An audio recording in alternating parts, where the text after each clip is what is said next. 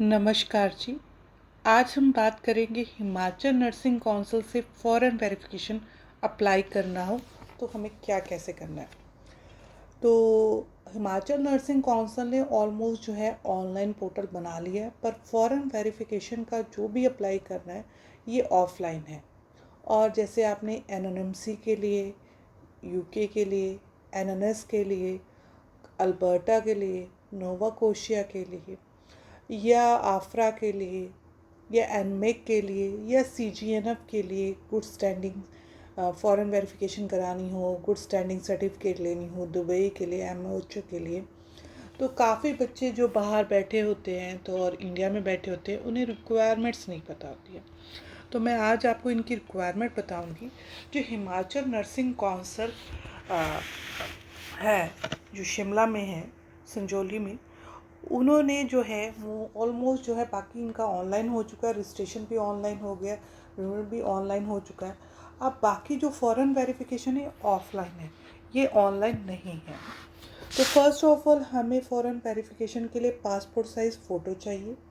Registration का जो आपका रजिस्ट्रेशन सर्टिफिकेट है वो एक्सपायर नहीं होना चाहिए, वो न्यू होना चाहिए, वो एक्टिव होना चाहिए।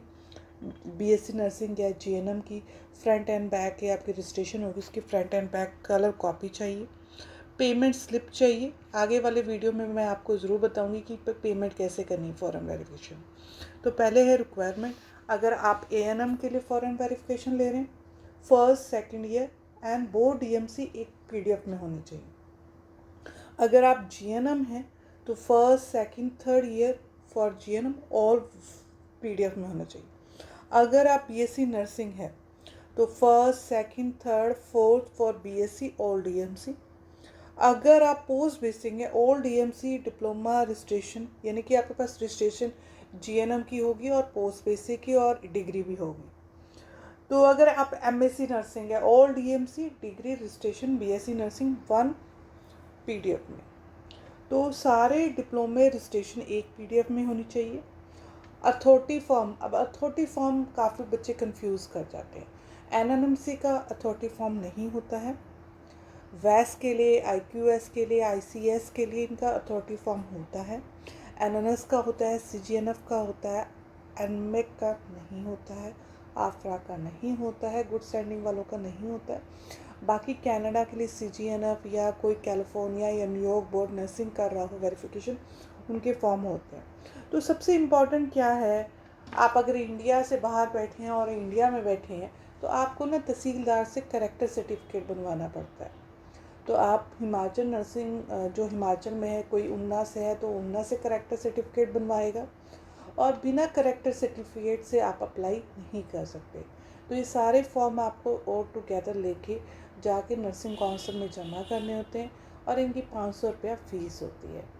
तो ये करेक्टर सर्टिफिकेट आपको अपने जो यहाँ तहसीलदार है वो लोकल वहाँ से, अगर आप इंडिया से बाहर भी बैठे हैं तो आपको बनाना पड़ेगा, उसके बिना आप ये अप्लाई नहीं कर सकते।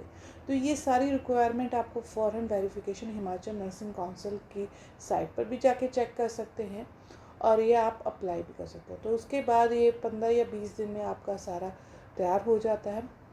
वहाँ से आपने पिकअप करना होता है और वहाँ शिमला से ही आपने स्पीड पोस्ट करवानी होती है रिस्पेक्टेड एजेंसी को। अगर आपने यूएस के लिए करानी है, कनाडा के लिए करानी है, वेस्ट के लिए करानी, जो भी आपका वेरिफिकेशन फॉर्म है।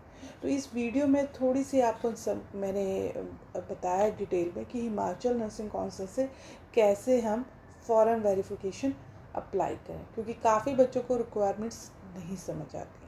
तो आगे वाले जो वीडियोस हैं उसमें मैं आपको बताऊंगी कि हमने पेमेंट कैसे करनी है। तो आप पेमेंट कैसे करनी है फ़ॉरेन वेरिफिकेशन, वो भी हमने ऑनलाइन करनी है और उसकी स्लिप लेके जानी है, हिमाचल नर्सिंग काउंसिल में सबमिट करानी है।